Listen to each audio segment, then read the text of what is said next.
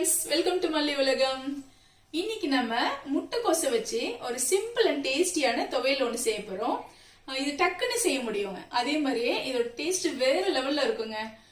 இது நம்ம சாப்பிட்றப்ப லைட்டா இனிப்பு கலந்த துவர்ப்பு, காரம், புளிப்பு எல்லாம் சேர்ந்த மாதிரி ஒரு டேஸ்ட் கிடைக்கும். அதே மாதிரியே இது சுடசாதத்துல போட்டு கொஞ்சம் நல்லெண்ணெய் விட்டு மிக்ஸ் பண்ணி சாப்பிட்டோம்னா டேஸ்ட் செம்மையா இருக்குங்க. இப்போ நம்ம முட்டைக்கோஸ் துவையல் எப்படி செய்யுதுன்னு பார்க்கலாம் வாங்க. ஒரு நிமிஷம், நீங்க மல்லி உலகம் சேனலுக்கு புதுசுனாக்க மறக்காம சப்ஸ்கிரைப் பட்டனை பிரஸ் பண்ணிடுங்க. அதுக்கு பக்கத்துலயே இருக்க பெல் பட்டனையும் அழுத்திடுங்க.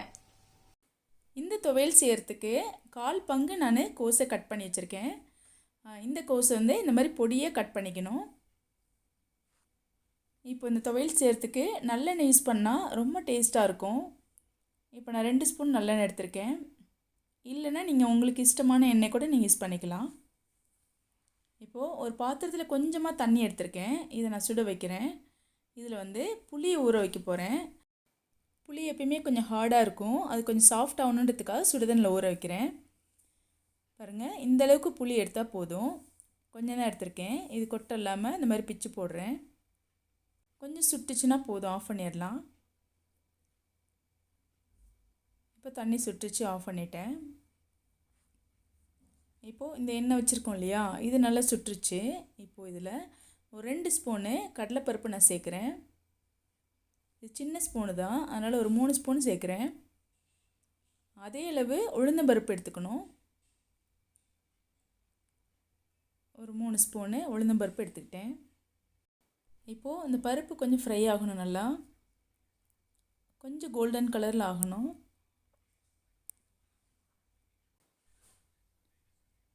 இப்போ பாருங்கள், நல்லா ஃப்ரை ஆகிடுச்சு, கோல்டன் கலரில் வந்துடுச்சு. இப்போ 2 வரமிளகாய் சேர்க்குறேன். இப்போது நறுக்கி வச்ச இந்த முட்டைக்கோசு சேர்க்குறேன். சேர்த்துட்டு ஒரு நிமிஷத்துக்கு வதக்கணும். இந்த பச்சை வாசனைலாம் போகணும். வதங்கிடுச்சு. இப்போ இந்தளவுக்கு தேங்காய் சேர்க்குறேன். தேங்காய் சின்ன சின்ன பீஸாக கட் பண்ணி போட்டிருக்கேன். போட்டுட்டு ஒரு 30 செகண்ட்ஸ் கூட இந்த மாதிரி வதக்குனா போதும். அவ்வளோதான், ஆஃப் பண்ணிட்டேன்.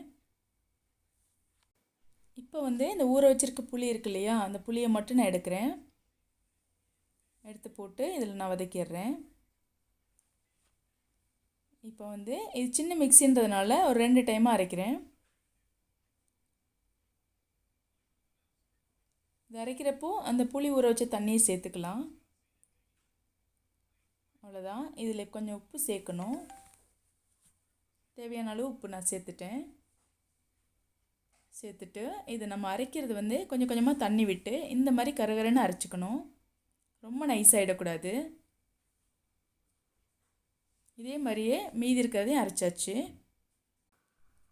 இப்போ வந்து அதே கடாயில் ஒரு 6 ஸ்பூனுக்கு நல்லெண்ணெய் எடுத்துக்கிறேன். இதை நம்ம தாளிக்கணும். ரொம்ப ரொம்ப முக்கியம். நல்லெண்ணெய் தான் செம டேஸ்ட்டாக இருக்கும். அவ்வளோதான். இது கொஞ்சம் நல்லா சூடாகட்டும். சூடானதுக்கப்புறமா கடுகு உளுந்தம் பருப்பு சேர்க்குறேன். இப்போது கடுகு நல்லா பொரிஞ்சதுக்கப்புறமா பெருங்காயத்தூள் சேர்க்கணும்.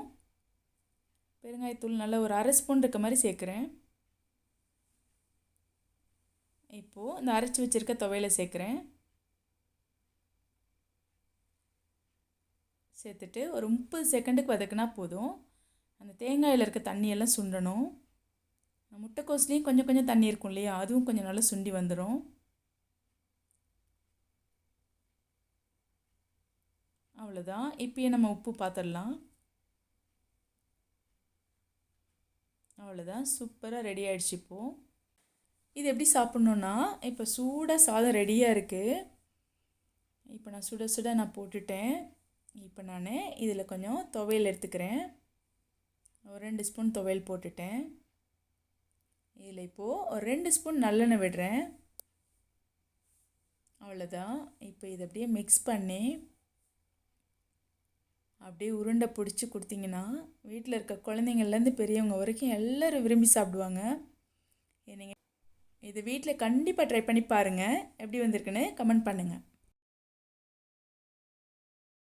இந்த வீடியோ உங்களுக்கு பிடிச்சிருந்ததுன்னா மல்லி உலகம் சேனலுக்கு மறக்காம லைக், ஷேர் அண்ட் சப்ஸ்கிரைப் பண்ணிடுங்க. என்றும் நட்புடன் மல்லி.